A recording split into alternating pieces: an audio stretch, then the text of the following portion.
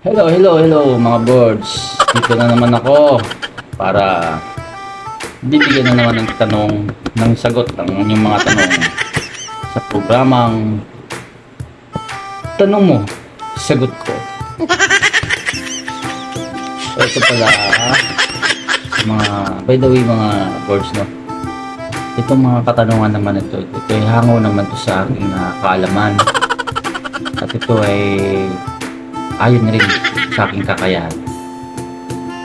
So, may unang tanong tayo dito na kailangan natin sagutin dahil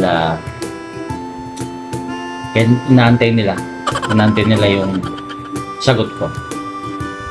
So, may unang tanong dito, ito naman mga birds, ito pangalawang episode ko na to sa aking programang Tanong Mo, Sagot Ko.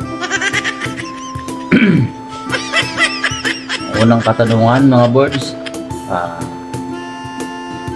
birds early, ito may unang tanong, ano po ang tawag sa taong tamad? Talagang kagaguhan na to. Ang sagot ko dyan, ang tawag sa taong tamad, hindi pagod. Yan ang sagot ko, hindi pagod. Subukan mong kumilos, subukan mong maging tamad, di ba hindi ka pagod? Yan yung sagot, yan ang tamang sagot. Ramdaman mo yan, mararamdaman mo yan pag ginawa mo. Pabubuhan mo namang magtanong. Bagay, kailangan mo rin ang sagot. Ito, ang pangalawang tanong, mga birds. Birds, Shirley. So, sabi ko nga, ano pong unang nababasa pag naliligo? Syempre, yung tuyo, alam nga naman mababasa, yung basa, basa na yun. Katanga na naman talaga. Ay, nako. Ito yung pangatlong tanong, birds early, bakit mabaho po ang aking utot?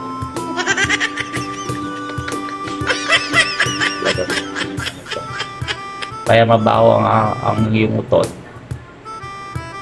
Sagot ko dyan, huwag kang huminga pag umutot ka hanggang sa mamatay ka. Yan. Hindi mo maramdaman yung baho niyan. Diba? Yan. Tama. Nasagot ko na, Ito yung pang-apat. Tama. Siguro itong pangatlo at yung pang-apat magkapatid ko. So, pasintabi ko sa mga kumakain, Basahin ko lang ito yung pang-apat na tanong. Ito. Birds early, bakit mabaho po ang aking tae? Kita mo. Sabi nga ba, yung pangatlo, yung pang-apat, magkapatid yata ito. Kaya mabaho ang iyong tae kasi yung kinakain mo, mabaho. Kaya mabaho ang tae mo. Subukan mong kumain ng mabango, baka umiba yung amoy. Subukan mo lang. Ayan. Diba? Yan yung mga kailangan yung mga katanungan mo, sundin nyo. Baka umiba. Diba? Ito naman yung panglimang tanong. Birds early, kailan ka magbabayad ng utang? Arak. Ito, utang, ba't nakalusot tong tanong na to? Kailan ako magbabayad ng utang? Oo, alam ko may utang ako. Huwag ka muna ngayon. Hindi naman tanong to, paniningil to Bihira naman to. Pasusunod tanong. Susunod, bago nyo ibigay yung mga tanong sa akin, alamin nyo muna ito hindi tanong to paniningil to paniningil ng utang to Bihira naman to.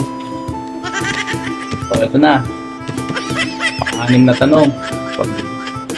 Ay nako, itong pang-anim na tanong, birds early, ito kababuyan na naman to.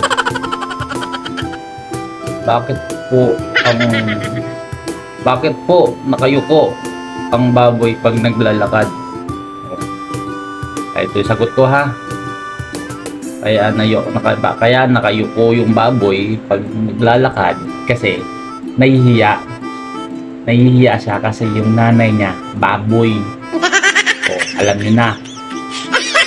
Mindset ba? Mindset.